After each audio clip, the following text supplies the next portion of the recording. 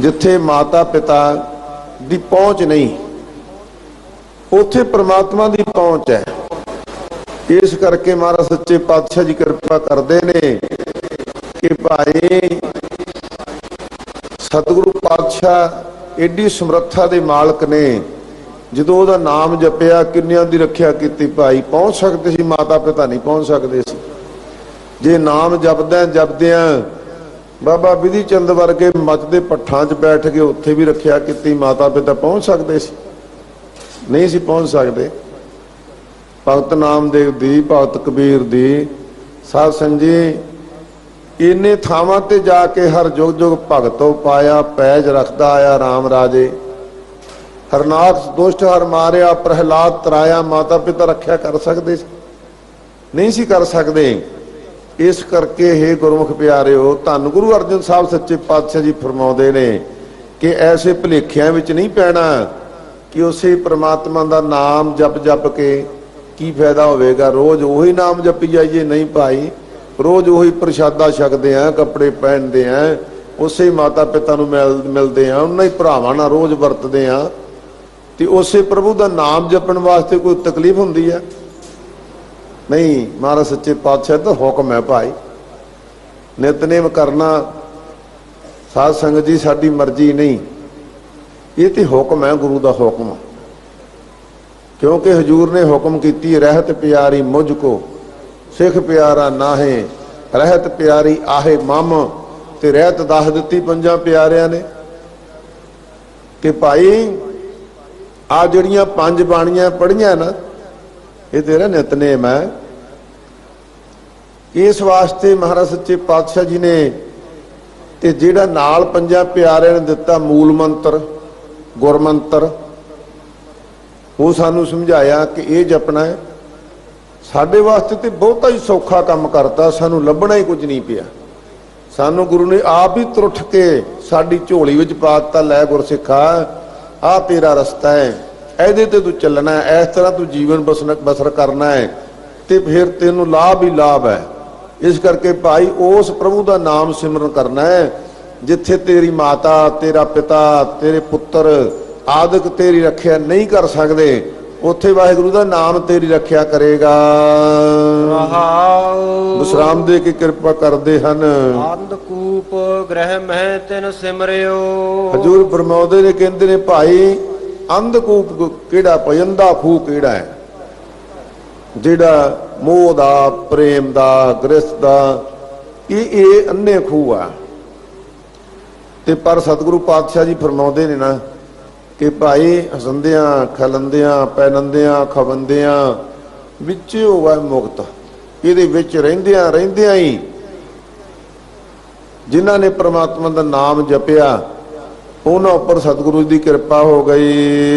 ਜਿਸ ਮਸਤਕ ਲੇਖ ਲਿਖਾ, ਜਿਨ੍ਹਾਂ ਦੇ ਮਸਤਕ ਦੇ ਉੱਪਰ ਪੁਰਬਲੇ ਲੇਖ ਪਏ ਸੀ ਨਾ। ਕਈ ਵਾਰ ਵੇਖਣ ਦੇ ਵਿੱਚ ਆਇਆ ਹੈ ਕਈ ਇਹੋ ਜਿਹੇ ਮਨੁੱਖਾਂ ਦੇ ਨਾਲ ਸਾਂਝ ਪਈ, ਪਰ ਉਹਨਾਂ ਦੇ ਮਸਤਕ ਦੇ ਭਾਗ ਜਾਗ ਪੈਂਦੇ ਨੇ। ਮਹਾਂਪੁਰਖ ਦੱਸਿਆ ਕਰਦੇ ਸਨ, ਸੱਚਖੰਡ ਵਾਸੀ ਸ਼੍ਰੀਮਾਨ ਸੰਤ ਬਾਬਾ ਕਰਤਾਰ ਸਿੰਘ ਜੀ ਖਾਲਸਾ ਅਕਸਰ ਇਹੋ ਜਿਹੇ ਬਚਨ ਦੇ ਬੜੇ ਖੁੱਲੇ ਖੁਲਾਸੇ ਕਰਿਆ ਕਰਦੇ ਸਨ। ਕਹਿੰਦੇ ਭਾਈ ਇਹ ਇੱਕ ਵਾਰੀ ਨਹੀਂ, ਜਿੰਨਾ ਵੀ ਅਸੀਂ ਇਸ ਜਨਮ ਦੇ ਵਿੱਚ ਪਰਮਾਤਮਾ ਦਾ ਨਾਮ ਜਪ ਲਿਆ ਨਾ, ਤੇ ਜਿੰਨਾ ਕਿਤੇ ਪਿੱਛੇ ਵੀ ਕਿਤੇ ਪਿਛਲੇ ਕਰਮ 'ਚ ਜਪਿਆ ਹੋਵੇਗਾ, ਉਹਨੂੰ ਸੰਚਿਤ ਕਰਮ ਕਹਿੰਦੇ ਨੇ। ਭਾਵ ਇਕੱਠੇ ਹੋਏ ਕਰਮ, ਤੇ ਜਦੋਂ ਮਨੁੱਖ ਪੂਰਾ ਹੋ ਜਾਂਦਾ ਹੈ ਉਹ ਪਰਾਲਬਧ ਬਣ ਜਾਂਦੀ ਹੈ। ਉਹੀ ਕਰਮ ਜਿਹੜੇ ਅਸੀਂ ਨਿੱਤ ਕਰਮ ਕਰਦੇ ਉਹ ਨਿੱਤ ਕੰਮ ਕਹਿੰਦੇ ਨੇ। ਜਿਸ ਕਾਰਜ ਨੂੰ ਮੁੱਖ ਰੱਖ ਕੇ ਕੋਈ ਨਾਮ ਜਪਦਾ ਹੈ, ਕੋਈ ਪਾਠ ਕਰਦਾ ਹੈ, ਕੋਈ ਚੌਪਈ ਸਾਹਿਬ ਪੜ੍ਹਦਾ ਹੈ, ਕੋਈ ਸੁਖਮਨੀ ਸਾਹਿਬ ਪੜ੍ਹਦਾ ਹੈ, ਉਹਨੂੰ ਨਿਮਿੱਤ ਕਰਮ ਕਹਿੰਦੇ ਨੇ। ਤੇ ਜਿਹੜੇ ਨਿਸ਼ਚਿਤ ਰੋਜ਼ ਨਾਮ ਜਪਦੇ ਨੇ ਸਾਧ ਸੰਗਤ, ਉਹਨਾਂ ਨੂੰ ਸੰਚਿਤ ਕਰਮ ਕਹਿੰਦੇ ਨੇ। ਤੇ ਅੰਤ ਨੂੰ ਇਹ ਇਕੱਠੇ ਹੋ ਕੇ ਜਦੋਂ ਪੂਰੇ ਪਿਛਲੇ ਤੇ ਹੁਣ ਵਾਲੇ ਇਕੱਠੇ ਹੁੰਦੇ ਆ ਨਾ, ਉਹ ਪਰਾਲਬਧ ਬਣ ਜਾਂਦੇ। ਸੋ ਸਾਧ ਸੰਗਤ ਸਤਿਗੁਰੂ ਸੱਚੇ ਪਾਤਸ਼ਾਹ ਜੀ ਨੇ ਇਹ ਕਿਰਪਾ ਕੀਤੀ ਹੈ। ਕਹਿੰਦੇ ਭਾਈ ਜਿਨ੍ਹਾਂ ਦੇ ਮਸਤਕ ਦੇ ਉੱਪਰ ਪੂਰਬਲੇ ਜਪੇ ਹੋਏ ਨਾਮ ਦੇ ਕਾਰਨ ਮਸਤਕ ਦੇ ਲੇਖ ਪਏ ਆ ਨਾ, ਉਹਨਾਂ ਨੇ ਹੁਣ ਵੀ ਪ੍ਰਮਾਤਮਾ ਦਾ ਨਾਮ ਜਪਣਾ ਹੈ। ਕਈ ਵਾਰ ਸਮਾਂ ਅੱਗਾ ਪਿੱਛਾ ਹੋ ਜਾਂਦਾ ਹੈ, ਪਰ ਉਹ ਜਦੋਂ ਭਾਗ ਜਾਗਦੇ ਨੇ ਤੇ ਉਦੋਂ ਸਤਿਗੁਰੂ ਸੱਚੇ ਪਾਤਸ਼ਾਹ ਜੀ ਦੀ ਬਖਸ਼ਿਸ਼ ਹੋ ਜਾਂਦੀ ਹੈ। ਤੇ ਇਹ ਮਨ ਵਿੱਚ ਕਦੇ ਵੀ ਖਿਆਲ ਨਹੀਂ ਕਰਨਾ ਕਿ ਜੇ ਪਹਿਲਾਂ ਕਿਤੇ ਨਾਮ ਨਾ ਜਪਿਆ ਹੋਇਆ ਤੇ ਹੁਣ ਦੀ ਇਸ ਜ਼ਿੰਦਗੀ ਵਿੱਚ ਵੀ ਨਹੀਂ ਜਪਿਆ ਤੇ ਫਿਰ ਕੀ ਕਰਾਂਗੇ। ਸਾਡੇ ਵਾਸਤੇ ਤੇ ਪੂਰਨੇ ਪਾਏ ਨੇ, ਪੂਰਨੇ। ਮਾਤਾ ਸੁਲੱਖਣੀ ਚੱਬੇ ਦੀ ਮਾਤਾ ਰਹਿਣ ਵਾਲੀ, ਜਿਹਦੇ ਘਰ ਵਿੱਚ ਕੋਈ ਪੁੱਤਰ ਨਹੀਂ, ਉਮਰ ਬੀਤਦੀ ਜਾ ਰਹੀ ਹੈ, ਘਰਾਂ ਵਿੱਚ ਮਹਿਲ ਬਾੜੀਆਂ, ਬੜਾ ਜ਼ਮੀਨ ਜਾਇਦਾਦ ਹੈ, ਪਰ ਇੱਕ ਆਸ ਹੈ ਮਨ ਦੇ ਵਿੱਚ ਵੀ ਘਰ ਦੇ ਵਿੱਚ ਪੁੱਤਰ ਪੈਦਾ ਹੋਵੇ। ਸੋਭਾ ਸੁਣੀ ਦਲ ਭੰਜਨ ਗੁਰ ਸੂਰਮਾ, ਬੜ ਜੋਧਾ ਬਹੁ ਪਰਪਕਾਰੀ ਗੁਰੂ ਹਰਗੋਬਿੰਦ ਸਾਹਿਬ ਸੱਚੇ ਪਾਤਸ਼ਾਹ ਜੀ ਦੀ। ਤੇ ਇੱਕ ਦਿਨ ਮਾਤਾ ਨੇ ਉਦਮ ਕੀਤਾ, ਹੌਸਲਾ ਕੀਤਾ ਕਿ ਅੱਜ ਜਦੋਂ ਘੋੜੇ ਤੇ ਸਵਾਰ ਹੋ ਕੇ ਗੁਰੂ ਹਰਗੋਬਿੰਦ ਸਾਹਿਬ ਸੱਚੇ ਪਾਤਸ਼ਾਹ ਜੀ ਇੱਧਰ ਵਿਚਰਨਗੇ ਨਾ, ਤੇ ਮੈਂ ਦ੍ਰਿੜਤਾ ਦੇ ਨਾਲ ਗੁਰੂ ਚਰਨਾਂ ਵਿੱਚ ਸੀਸ ਝੁਕਾਉਣਾ ਹੈ ਤੇ ਪੁੱਤਰ ਦੀ ਦਾਤ ਪ੍ਰਾਪਤ ਕਰਨੀ ਹੈ। ਇਸੇ ਤਰ੍ਹਾਂ ਕੀਤਾ। ਘੋੜੇ ਦੀਆਂ ਵਾਗਾਂ ਫੜ ਕੇ ਸਤਿਗੁਰੂ ਨੂੰ ਨਮਸਕਾਰ ਕੀਤੀ। ਸਤਿਗੁਰੂ ਜੀ ਕਰਜ ਕੇ ਬੋਲੇ, ਕੀ ਗੱਲ ਹੈ ਮਾਤਾ? ਸਤਿਗੁਰੂ ਪਾਤਸ਼ਾਹ ਜੀ ਘਰ ਵਿੱਚ ਪੁੱਤਰ ਕੋਈ ਨਹੀਂ, ਕਿਰਪਾ ਕਰੋ। ਮਾਤਾ ਪਰੇ ਹੋ ਜਾ, ਪਾਸੇ ਹੋ ਜਾ, ਤੇਰੇ ਕਰਮਾਂ ਵਿੱਚ ਕੋਈ ਪੁੱਤਰ ਨਹੀਂ ਹੈਗਾ। ਨਿਰਾਸ਼ਾ ਵਿੱਚ ਘੋੜੇ ਦੀਆਂ ਲਗਾਮਾਂ ਛੱਡ ਦਿੱਤੀਆਂ, ਪਾਸੇ ਹੋ ਕੇ ਬੈਠ ਗਈ। ਪਰਉਪਕਾਰੀ ਸਿੱਖ ਬਾਬਾ ਬੁੱਢਾ ਜੀ, ਭਾਈ ਗੁਰਦਾਸ ਜੀ ਕਹਿੰਦੇ ਮਾਤਾ ਨਿਰਾਸ਼ ਨਾ ਹੋਈ, ਇਹ ਥਾਵਿਆਂ ਦਾ ਥਾਂ ਹੈ ਗੁਰੂ ਨਾਨਕ ਦਾ ਘਰ, ਨਿਰਾਸ਼ਾ ਨਹੀਂ ਹੋਣਾ। ਫਿਰ ਭਾਈ ਮੈਂ ਕੀ ਕਰਾਂ? ਤੇ ਭਾਈ ਗੁਰਦਾਸ ਜੀ ਲਿਖਿਆ ਕਰਦੇ ਸਨ, ਬੜੇ ਵੱਡੇ ਲਿਖਾਰੀ ਹੋਏ ਨੇ। ਮਹਾਂਪੁਰਖਾਂ ਨੇ ਇੱਥੋਂ ਤੱਕ ਕਿਹਾ ਕਿ ਭਾਈ ਜੇ ਵੇਦ ਵਿਆਸ ਦੇ ਨਾਲ ਵੀ ਅਸੀਂ ਤੁਲਨਾ ਕਰੀਏ ਨਾ ਭਾਈ ਗੁਰਦਾਸ ਜੀ ਦੀ, ਤੇ ਇਹ ਉਹਨਾਂ ਦੇ ਮਾਣ ਸਨਮਾਨ ਵਿੱਚ ਫਰਕ ਪਾਉਣ ਵਾਲੀ ਗੱਲ ਹੈ। ਭਾਈ ਗੁਰਦਾਸ ਜੀ ਦੇ ਮੁਕਾਬਲੇ ਤੇ ਕਈ ਵੇਦ ਵਿਆਸ ਹੋ ਸਕਦੇ ਨੇ। ਰਹੋ ਵਿਚਾਰ। ਕਹਿੰਦੇ ਮਾਤਾ ਆ ਲੈ ਕਲਮ, ਆ ਲੈ ਕਾਗਜ਼ ਤੇ ਆ ਲੈ ਸ਼ਾਹੀ। ਕੱਲ ਨੂੰ ਜਦੋਂ ਗੁਰੂ ਸਾਹਿਬ ਸੱਚੇ ਪਾਤਸ਼ਾਹ ਜੀ ਇੱਥੋਂ ਦੀ ਲੰਘਣਗੇ ਨਾ, ਫਿਰ ਬੇਨਤੀ ਕਰੀ। ਤੇ ਜੇ ਇਹੀ ਬਚਨ ਫਿਰ ਕੀਤੇ ਤੇ ਫਿਰ ਸ਼ਰਧਾ ਰੱਖੀ ਮਨ ਵਿੱਚ, ਭਰੋਸਾ ਰੱਖੀ। ਕਹਿੰਦੇ ਗੁਰੂ ਪਾਤਸ਼ਾਹ ਜੀ ਉੱਥੇ ਵੀ ਤਾਂ ਤੁਸੀਂ ਲਿਖਣਾ ਸੀ ਜੀ, ਮੇਰੇ ਪਹਿਲੇ ਭਾਗ ਹੈ ਨਹੀਂ, ਕਰਮਾਂ ਦੇ ਵਿੱਚ ਪੁੱਤਰ ਹੈ ਨਹੀਂ, ਤੇ ਹੁਣ ਲਿਖ ਦਿਓ ਮਹਾਰਾਜ, ਕਿਰਪਾ ਕਰ ਦਿਓ। ਪਰ ਮਾਤਾ ਸ਼ਰਧਾ ਰੱਖੀ। ਇਸੇ ਤਰ੍ਹਾਂ ਕੀਤਾ। ਅਗਲਾ ਦਿਨ ਆਇਆ, ਘੋੜੇ ਦੀਆਂ ਵਾਗਾਂ ਫੜੀਆਂ। ਮਾਤਾ ਤੈਨੂੰ ਕੱਲ ਕਿਹਾ ਸੀ ਤੇਰੇ ਭਾਗਾਂ ਦੇ ਵਿੱਚ ਪੁੱਤਰ ਹੀ ਹੈ ਨਹੀਂ। ਤੇ ਮਹਾਰਾਜ ਇਹਦੇ ਵਿੱਚ ਮੇਰਾ ਕੀ ਕਸੂਰ ਹੈ? ਮੇਰੇ ਭਾਗਾਂ ਦੇ ਵਿੱਚ ਪੁੱਤਰ ਨਹੀਂ ਤੇ ਮੈਂ ਥੋੜੋ ਲਿਖਣਾ ਸੀ, ਇਹ ਤੇ ਉੱਥੇ ਵੀ ਤੁਸੀਂ ਲਿਖਣਾ ਸੀ। ਸਤਿਗੁਰੂ ਜੀ ਆ ਲਓ ਕਲਮ, ਆ ਲਓ ਕਾਗਜ਼ ਦਵਾਤ, ਤੇ ਕਿਰਪਾ ਕਰੋ ਮਹਾਰਾਜ, ਪਹਿਲਾਂ ਮੇਰੇ ਮਾੜੇ ਕਰਮਾਂ ਕਾਰਨ ਨਹੀਂ ਨਾ ਲਿਖਿਆ ਗਿਆ, ਤੇ ਹੁਣ ਤੇ ਆਵੀ ਦੇ ਸਾਖਿਆਤ ਦਰਸ਼ਨ ਹੋ ਗਏ ਮਹਾਰਾਜ, ਹੁਣ ਤੇ ਕਿਰਪਾ ਕਰ ਦੋ, ਲਿਖ ਦੋ।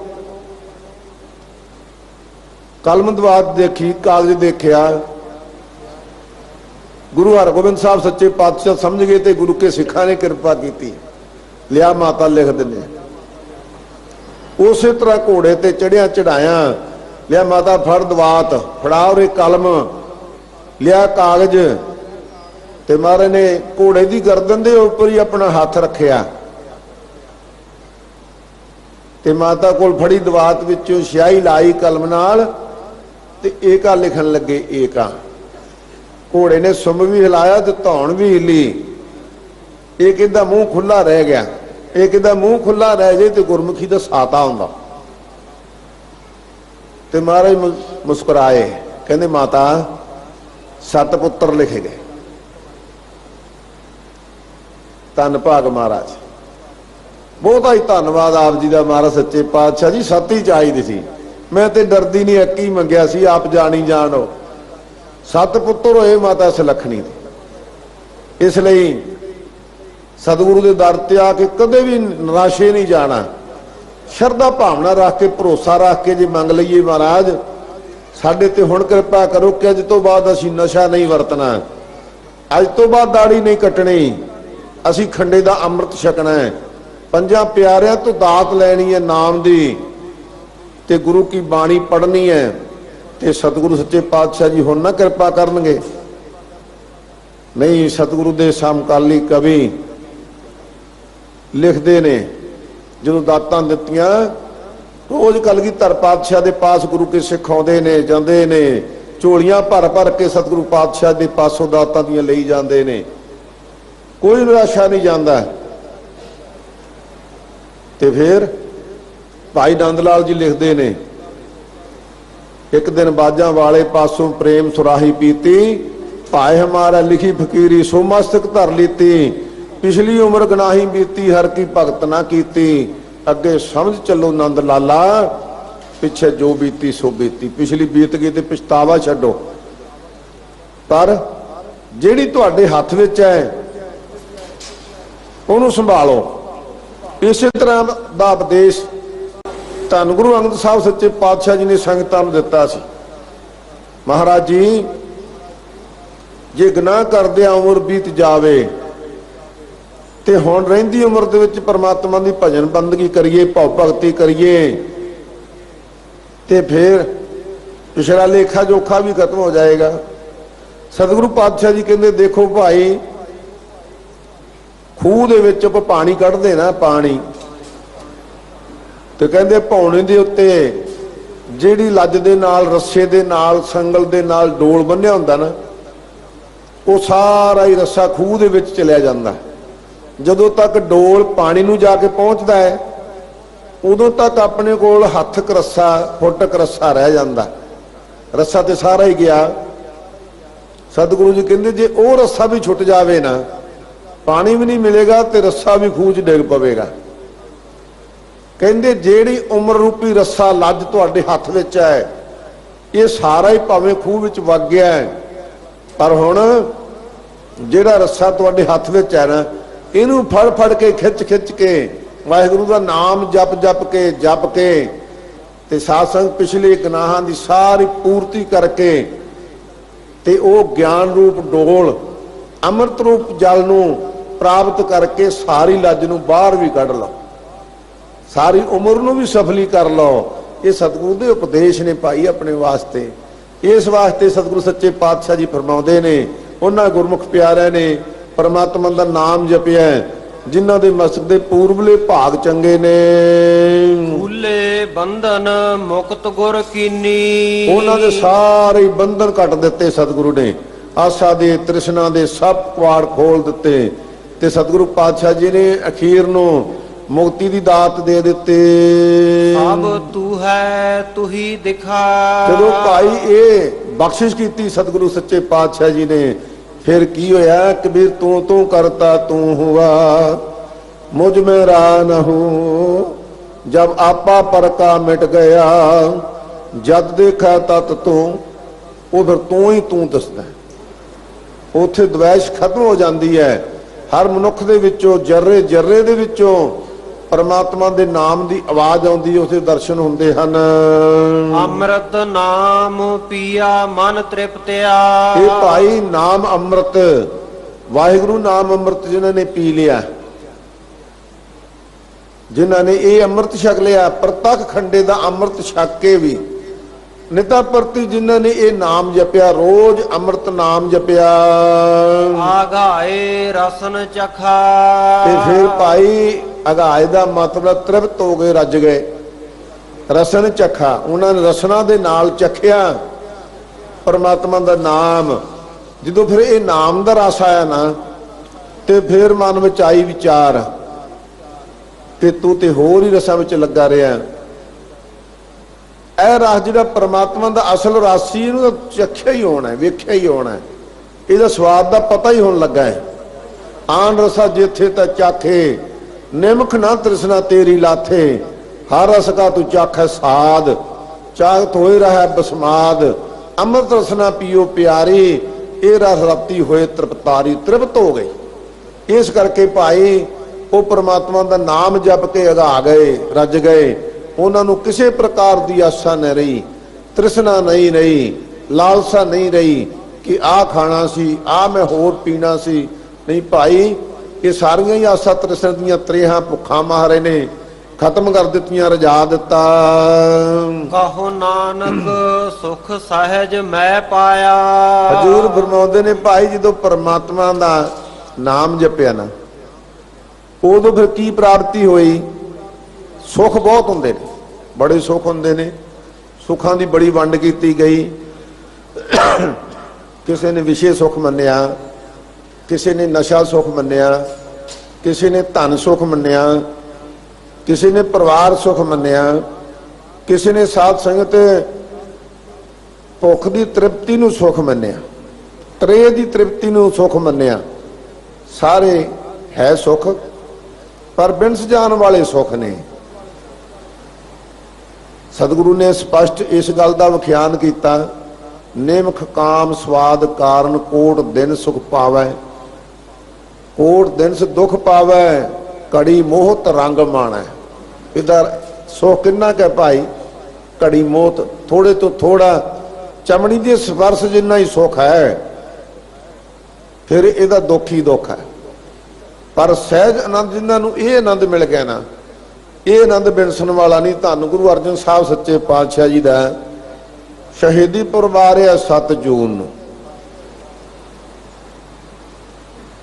ਕਦੇ ਵਿਚਾਰ ਕੇ ਦੇਖਿਓ, ਧੰਨ ਗੁਰੂ ਅਰਜਨ ਸਾਹਿਬ ਸੱਚੇ ਪਾਤਸ਼ਾਹ ਜੀ ਨੂੰ ਸ਼ਹੀਦ ਕਿਉਂ ਕੀਤਾ? ਸਰਕਾਰਾਂ ਕੋਲ ਬੜੇ ਸਾਧਨ ਹੁੰਦੇ ਨੇ, ਪਰ ਸਭ ਤੋਂ ਭੈੜਾ ਜਿਹੜਾ ਨਾ, ਉਹ ਰਾਜ ਸਤਾ ਦਾ ਨਸ਼ਾ ਹੈ। ਵੀ ਅਸੀਂ ਹੋਈਏ, ਸਾਡਾ ਧਰਮ ਹੋਵੇ, ਹੋਰ ਕੋਈ ਸਾਡੇ ਸਾਹਮਣੇ ਚੂਮ ਨਾ ਕਰੇ, ਬੋਲੇ ਵੀ ਨਾ। ਪਰ ਧੰਨ ਗੁਰੂ ਨਾਨਕ ਸਾਹਿਬ ਸੱਚੇ ਪਾਤਸ਼ਾਹ ਦਾ ਪੈਦਾ ਕੀਤਾ ਹੋਇਆ ਸਿੱਖ ਧਰਮ ਪ੍ਰਫੁੱਲਤ ਹੋ ਰਿਹਾ ਸੀ।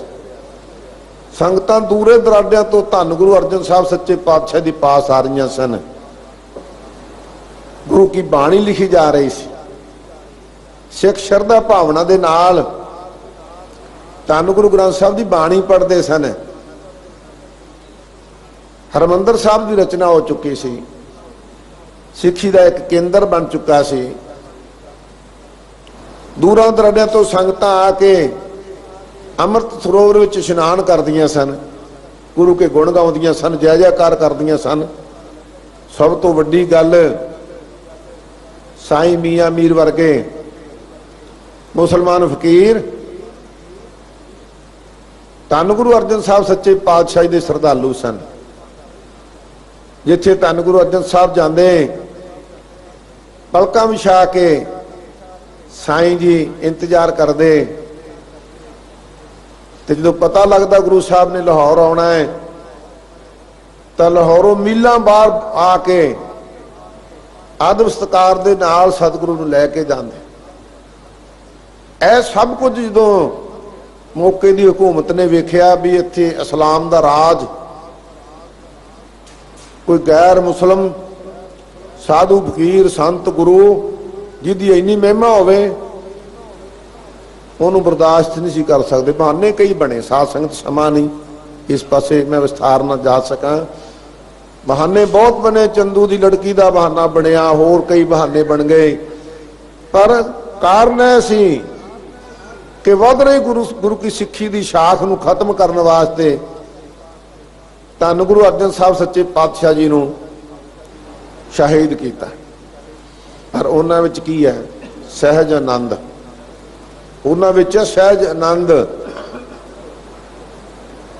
ਤਤੀਆਂ ਤਵੀਆਂ, ਜੇਠ ਦਾ ਮਹੀਨਾ, ਸਾਧ ਸੰਗਤ ਜੀ ਹੁਕਮਰਾਨ ਦੇ ਕਠੋਰ ਤਪਦੇ ਹਿਰਦੇ ਧੰਨ ਗੁਰੂ ਅਰਜਨ ਸਾਹਿਬ ਸੱਚੇ ਪਾਤਸ਼ਾਹ ਜੀ ਦੀ ਇਸ ਵੱਧ ਰਹੀ ਸਿੱਖੀ ਦੀ ਫਲਵਾੜੀ ਨੂੰ ਸ਼ਕਤੀ ਦੇਣ ਵਾਲੀ ਸ਼ਾਂਤੀ ਤਪਸ ਵਿੱਚ ਨਾ ਆਈ। ਤਤੀਆਂ ਤਵੀਆਂ ਤੇ ਬੈਠ ਕੇ ਸਤਿਗੁਰੂ ਸੱਚੇ ਪਾਤਸ਼ਾਹ ਜੀ ਨੇ ਫਰਮਾ ਦਿੱਤਾ, ਨਾ ਕੋ ਹਮਾਰਾ ਦੁਸ਼ਮਨ ਰਹਿਆ, ਨਾ ਹਮ ਕਿਸ ਕੋ बैर आई, ब्रह्म पसार पसारियो भीतर सतगुरु ते सोझी पाई। सतगुरु ने बहुत बड़ा उपदेश दिता। रो विचार शहादत हो गई, फिर की सिक्खी खत्म हो गई। नहीं दल भंजन गुर सूरमा बड़ जोधा गुर बहु परोपकारी। गुरु ने मेरी पीर दियां तलवारां चुकियां, तलवारां पहनियां। साध संगत डंके दी आवाज ते चोट ते गुरु नानक दी सिक्खी नूं संदेश दिता। गुरु के सिखो, गुरु घर नूं जवानियां चाहीदियां, घोड़े चाहिए ने, शास्त्र चाहिए ने, ते नाल ही तख्त साहब की रचना कर दी। तख्त की रचना ते उसका नाम रखिया अकाल तख्त। पहला अकाल बुंगा सी, फिर अकाल तख्त नाम पिया। साध संगत जी तख्त की हुंदा है? जिस दे उपर बैठ के कौमां नूं हुक्म दिते जाते ने। हुक्म ते मौके की हुकूमत समझ गई कि हुण दिल्ली के तख्त नूं सिखां दे सामने एक नवा केंद्री स्थान पैदा हो गया, अकाल तख्त। ते फिर की शांत बैठ गए? नहीं भाई, युद्ध लड़े। फिर हुकूमत के मन में आया भी नहीं, ये तख्त ही ढा देने चाहिए, तख्त रहन ही नहीं देने चाहिए। आ तुसीं 2 तरीक नूं 2 जून नूं दिल्ली निवासी सिख संगतां 1984 का घलूघारा मना रहे। जून 1984 की होया? उदों भी 3 जून नूं धन गुरु अर्जन साहब सच्चे पातशाही का शहीदी गुरपुरब सी। जोड़िया गया जान बुझ के दे नाल। जदों विचार करोगे ना, मैं किसी तलखी विच नहीं कह रहा, कोई भी सूझवान सिख बैठ के विचार करो। जदों तो कलगीधर पातशाह जी ने खालसा पंथ साजिया है, जां धन गुरु नानक साहब सच्चे पातशाह जी ने सिख पंथ साजिया है, गैर सिख हुकूमतां ने साडे नाल भली गुजारी किसी ने? कोई एक दस दो जिहदे मन विच आया होवे कि सिੱਖੀ प्रफुल्लित होवे, सिखां नूं उन्हां दे हक मिलने चाहिए ने, सिखां नाल इंसाफ होना चाहिए, सिख वधने फुल्लने चाहिए ने, सिखां नूं तरक्की करनी चाहिए है, सिखां नूं धार्मिक तौर पर भी आज़ादी चाहिए है। किसी भी सरकार ने ते फिर जिहदी खातर देश की बनतर की खातर तुसीं वध चढ़ के साध संगत जी 2% की गिनती विचों 90% शहादतां दित्तियां तां हिंदुस्तान होंद विच आया। अंग्रेज का राज इत्थों गया ते थोड़ियां जरखेज जमीनां पाकिस्तान विच रह गईयां, क्योंकि भारत पाकिस्तान की वंड समय पंजाब की छाती ते साध संगत जी वंड दे आरे रख के ये पंजाब चीर दिता गया। तुसीं लवारसां की तरह हिंदुस्तान विच सालां बद्धी दहाकियां बद्धी घूमते रहे ते थोड़ा मुड़ वसेबा होया। किसी ने हा दा नारा मारिया, जिहदी 50 किले जमीन सी, साध संगत जी उन्होंने 10 किले नहीं मिले थे। रहो ये भी गल छड़ लो, तुहाडे धर्म के स्थान गए पर तुहानू गुरसिखां नूं पढ़िया लिखिया नूं वजीरां नूं राजनीतिकां नूं बड़ा वड्डा भरोसा दिता, सिखो फिक्र ना करो, नुकसान तो बड़ा वड्डा हो गया, पर उत्तरी भारत दे विच तुहानू आज़ाद खिता दिता जाएगा, तुसीं आनंद नाल रहोगे, आज़ादी तुहानू भी मिलेगी। कर लिया भरोसा, मिल गई आज़ादी। साध संगत आज़ादी ते की मिलनी सी? जो कुछ हिंदुस्तान दे विच वरतारा वरत्या, इत्थे बोली के आधार पर सूबे बने, पर तुहानू सूबा बनाउण वास्ते, पंजाबी सूबा लैण वास्ते मोर्चे लाने पे, तुहानू सबक सिखाउण वास्ते नहीं दिता पंजाबी सूबा मिल गया। साध संगत जी ना तुहाडे कोले राजधानी, ना तुहाडे कोले हाई कोर्ट, ना कुदरती सोमिਆਂ ਦੇ साधन तुहाडे कोल, लो पंजाबी सूबा। तो फिर इन्हां कारजां नूं मुख रख के समुची सिख कौम ने, सिख कौम के लीडरां ने, खास करके श्रोमणी अकाली दल ने ये तो एक मोर्चा लाया भी सानू आ अधिकार मिलने चाहिए। 1973 दे विच आनंदपुर साहब का प्रस्ताव पैदा किया गया, लिखिया गया, तो वो एक चार्ट तैयार करके उहदियां मंगां दी हक्कां दी प्राप्ति वास्ते मोर्चा ला दिता गया। हुण इस गल नूं गौण ना विचारिओ, शांतमई मोर्चा चलदा है। शांतमई मोर्चा चलदियां चलदियां जे तुसीं रस्ता रोकिया तो तुहाडी छाती च गोलियां वजीਆਂ, तुहाडीਆਂ रेलां वाहिगुरू तुहाडीਆਂ जत्थियां दीयां बसां रेलां नाल टकरा दित्तियां गईयां। किसी ने हां दा नारा मारिया, एक ने भी किसी ने भी, ये माड़ी गल हो गई।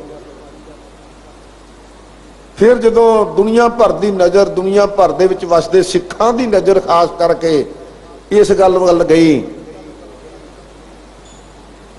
कि सिख अपनियां हकी मंगां मंगदे ने, इह च वध कोई नहीं गल।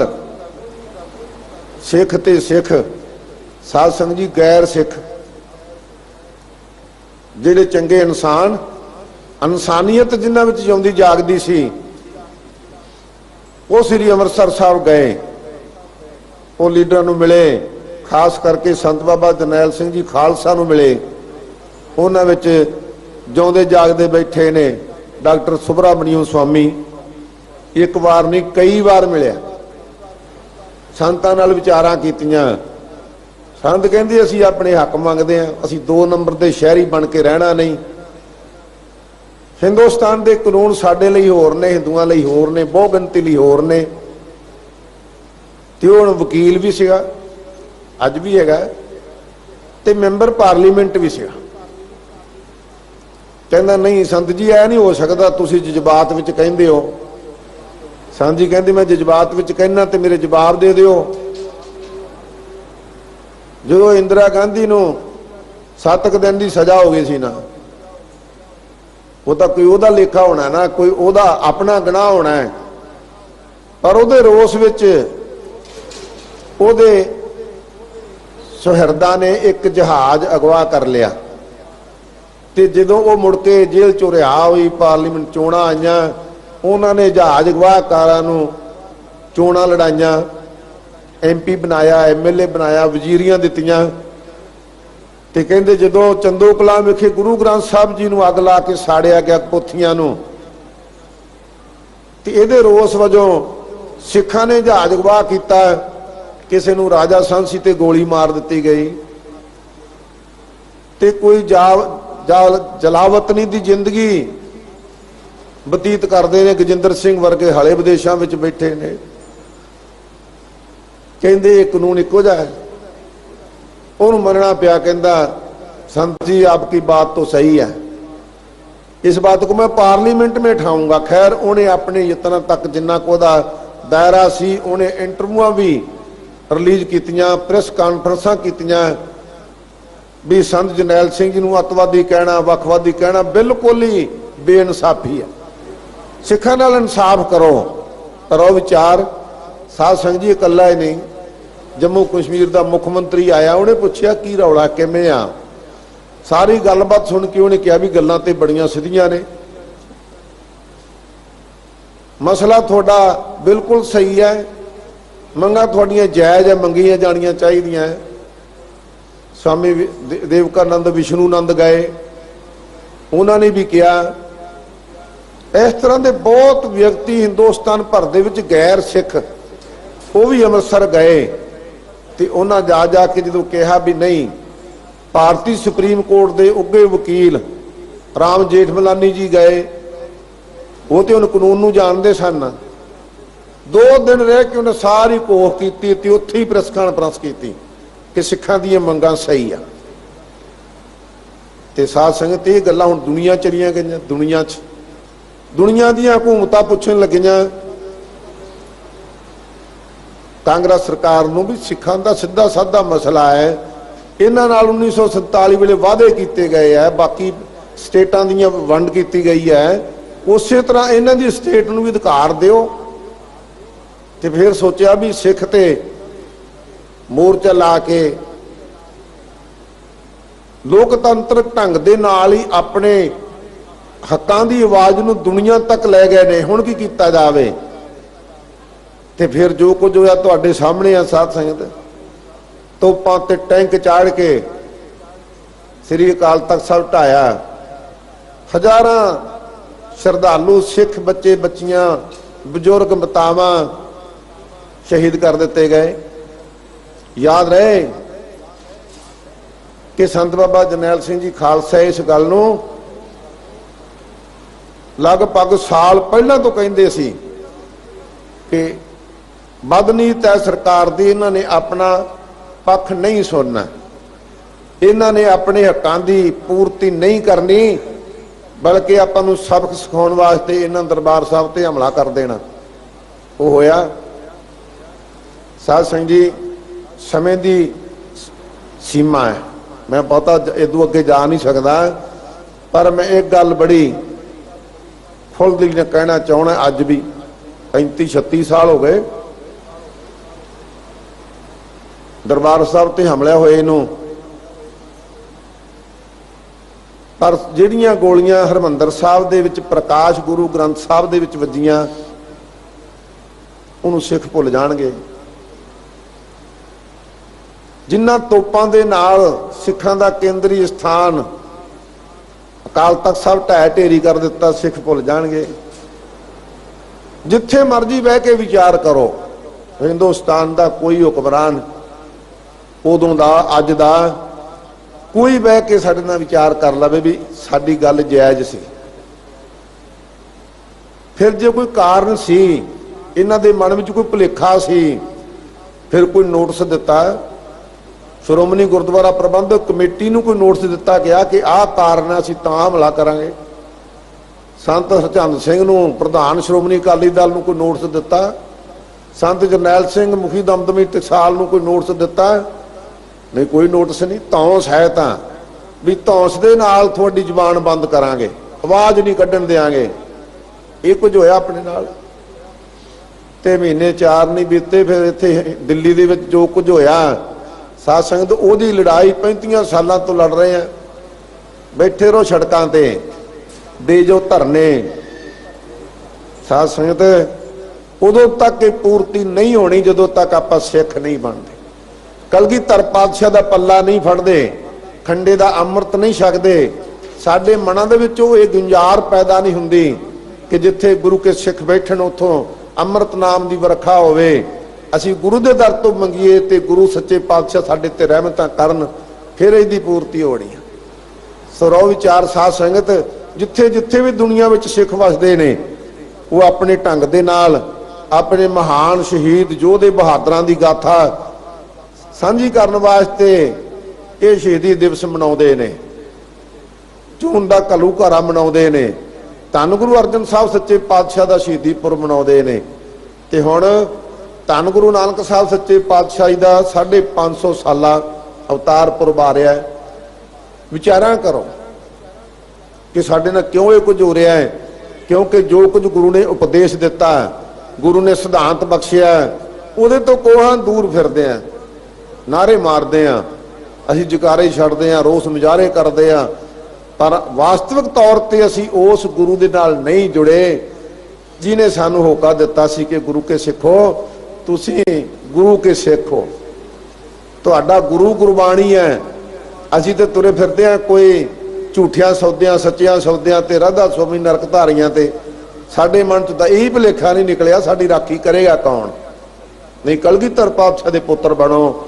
ਸਤਿਗੁਰੂ ਸਾਡੇ ਸਭ ਤੇ ਮਿਹਰ ਕਰਨ, ਕਿਰਪਾ ਕਰਨ।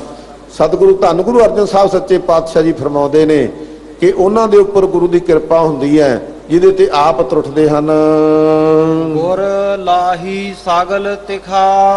ਤੇ ਫਿਰ ਭਾਈ ਧੰਨ ਗੁਰੂ ਅਰਜਨ ਸਾਹਿਬ ਸੱਚੇ ਪਾਤਸ਼ਾਹ, ਵੱਡੇ ਸਤਿਗੁਰਾਂ ਸੱਚੇ ਪਾਤਸ਼ਾਹ ਧੰਨ ਗੁਰੂ ਨਾਨਕ ਸਾਹਿਬ ਦੀ ਮੋਹਰ ਲਾ ਕੇ ਕਹਿੰਦੇ ਨੇ ਕਿ ਫਿਰ ਉਹਨਾਂ ਦੀ ਸਾਰੀ ਤਿਖਾ ਆਸਾ ਦੀ, ਤ੍ਰਿਸ਼ਨਾ ਦੀ ਸਾਰੀ ਤ੍ਰੇ ਖਤਮ ਕਰ ਦਿੰਦੇ ਨੇ। ਜਿਹੜੇ ਪ੍ਰਮਾਤਮਾ ਦਾ ਨਾਮ ਜਪਦੇ ਨੇ ਉਹਦੇ ਨਾਮ ਵਿੱਚ ਰੰਗੇ ਜਾਂਦੇ ਹਨ। ਹੋਈਆਂ ਭੁੱਲਾਂ ਦੀ ਸਾਧ ਸੰਗਤ ਜੀ ਖਿਮਾ ਕਰ ਦੇਣੀ। ਬੇਅੰਤ ਗਲਤੀਆਂ ਭੁੱਲਾਂ ਹੋਈਆਂ ਹਨ। ਅਖੀਰਲੀਆਂ ਪੰਕਤੀਆਂ ਪੜ੍ਹ ਕੇ ਸਮਾਪਤੀ ਹੈ ਜੀ। ਅੰਮ੍ਰਿਤ ਨਾਮ ਪੀਆ ਮਨ ਤ੍ਰਿਪਤਿਆ, ਆਗਾਏ ਰਸਨ ਚਖਾ। ਕਹੋ ਨਾਨਕ ਸੁਖ ਸਹਿਜ ਮੈਂ ਪਾਇਆ, ਗੁਰ ਲਾਹੀ ਸਗਲ ਤਿਖਾ। ਵਾਹਿਗੁਰੂ ਜੀ ਕਾ ਖਾਲਸਾ, ਵਾਹਿਗੁਰੂ ਜੀ ਕੀ ਫਤਿਹ।